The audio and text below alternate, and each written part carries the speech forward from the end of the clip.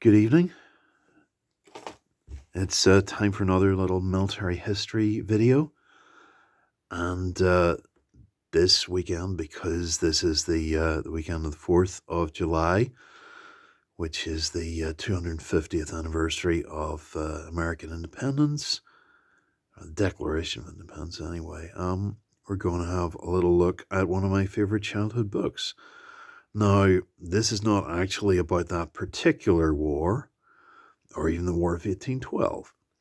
But it is a book that came out it actually came out in the year 1976. So it's 50 years old. So it's maybe almost a relic in its own right. But it's a book that came out in the 200-year anniversary of American independence and the 100-year anniversary of the events depicted in the book, which is the Battle of the Little Bighorn itself. Now, there's a lot going on in this book. I think it's a very well-balanced book. It treats all sides and all participants with honor, dignity, regardless what side they were on. The standard version of events there for many decades was the Libby Custer version, which made her husband look like the hero and villainized Major Reno, and used him as a scapegoat for General Custer's incompetence. And this book is a bit more balanced. Now, because this book came out in 1976, the Native American people were not called by that more politically correct name. I don't think it became popular until the 1980s. And back in 1976, the Native American people were referred to as being Indians, as in American Indians. But here they're just Indians for short. So, now, you'll notice the story has been constructed on the known facts. Where the action is based on probability or conjecture, it is so stated. Some license was necessary in the illustrations. Much of the action took place over distances which had been foreshortened to avoid making the furthest figures mere dots in the landscape. Reno's Hill is an example. The river at this point is nearly a quarter of a mile away. Well, again, we get the map there and the archaic term Indian country. And some great, the background story, basically, the Native American people made a treaty, and then the white people broke the treaty, and the Native Americans fought back, and then, yeah. So, and the government tried to buy them off, and when that failed, in went the army. So, yeah. And the people in charge knew that Custer was a bit of a hothead. But now here we are. So I'm sure you're wondering how this ties into specifically Ulster Scots history, military history. Well, you might suspect that Armstrong, being Custer's middle name, might be a family name. Armstrong, as we all know from Neil Armstrong, is actually a Scots Irish name. The Armstrongs of Fermanagh, who were border reavers back in the Scottish lowlands, and then under James the Sixth and First, they were moved to Fermanagh, and then some of them went over to America. Now, unfortunately, it turns out that Custer was named after a minister named George Armstrong. So he's not an Armstrong Custer, but he's a Custer who's called George Armstrong. So yeah.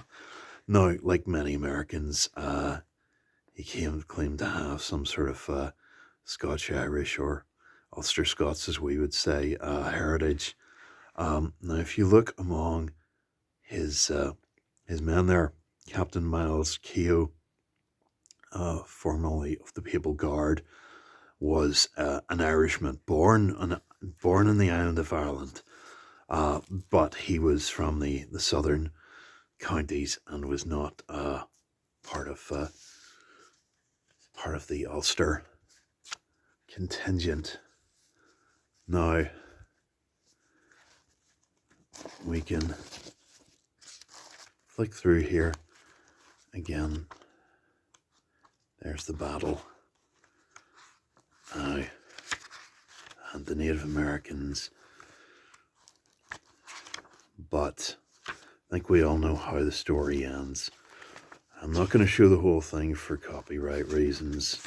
I know the book's 50 years old, but who needs copyright trouble? But if you look at this, that is just an amazing... I mean, it's not 100% true to life, obviously. As the author stroke illustrator said, normally I'd be against one person doing both jobs, but look at that. I mean, it's just phenomenal. I mean, for one person to create such amazing artwork and also, a well-researched and well-balanced book. But there. And then at the end, Sitting Bull and his band escaped into Canada, but although fairly treated, they were an embarrassment to the Canadian government. Eventually, they too drifted back and surrendered. So, there we are. But we have to ask ourselves, why did Sitting Bull and his people go to Canada? Why were they accepted there? Well, the Native Americans had links historically to the Canadian government and had made treaties that the Canadians seem to have actually kept, unlike the Americans. And if we look at the example before Sitting Bull, there was a Native American leader called Tecumseh, who you might have heard of. If you're an American, you probably only heard of William Tecumseh Sherman, who was named after him because Americans are supposed to have this saying, the only good Indian was a dead Indian, and they certainly liked Tecumseh after he was dead. But during their lifetime, both Sitting Bull and Tecumseh made deals with the Canadian governments, and the Canadians, to some extent seem to have kept them, certainly more than the American governments did. Now, I'm not saying that things are great or have always been great between the Canadian governments of the modern era and the First Nations of Canada. However, it does seem on balance that if the opinions of people like Sitting Bull and Tecumseh are to be taken seriously, that no matter how badly the First Nations of Canada were treated, they were still treated better than the Americans treated the American Indians. So, anyway, Tecumseh was fighting in the War of 1812 on the same side as the Canadians in the British Empire. And if we look at the War of 1812, one of the most famous events is the burning of the White House by an Ulster Scots general named Robert Ross. So that is really the Scots Irish link. The Ulster Scots are the ones who burned the White House. And even today, it's still whitewashed. And I think there's a metaphor there that American history has been whitewashed. And the truth is that if Tecumseh and Ross had both lived through the war, and if they'd been more successful in their campaigns, maybe they've had more resources, and really crushed the American colonies and forced them to make not just make a treaty, but actually keep a bloomin' peace treaty with the Native Americans for a change, then the Native Americans would have their own homeland in the flyover states. And one of the campaigns of the War of 1812 was the liberation, or attempted liberation of Louisiana. And again, the emancipation of the slaves there would have been a major improvement on what happened in real life. So, I mean, if we can go into a little counterfactual, the best way to win the Battle of the Little Bighorn would be for it to never have happened. It was a disaster for both sides, and I think that's emblematic of the whole conflict. And I think if that conflict had been avoided, if the American government had been forced to make treaties and keep the treaties with the Native Americans, and also, if they had freed the slaves back around the time of the War of 1812 and reconstructed America, then maybe the America of today, I mean, my goodness, we are, 250-year anniversary of the American Declaration of Independence. And, back in 1976, people were happy and they were celebrating because America was a strong country back then. After everything, after Watergate and Vietnam and everything, people were still happy and proud to be American. And now look at what state the country's in today. But if America had been properly reconstructed back after the War of 1812, and the Native Americans were given a homeland, and the slaves were emancipated, wouldn't that be a better thing? So maybe if we'd had more Scots Irish people fighting with Robert Ross and helping Tecumseh to liberate his people, then there would have been a happy homeland for Sitting Bull, and there would never have been a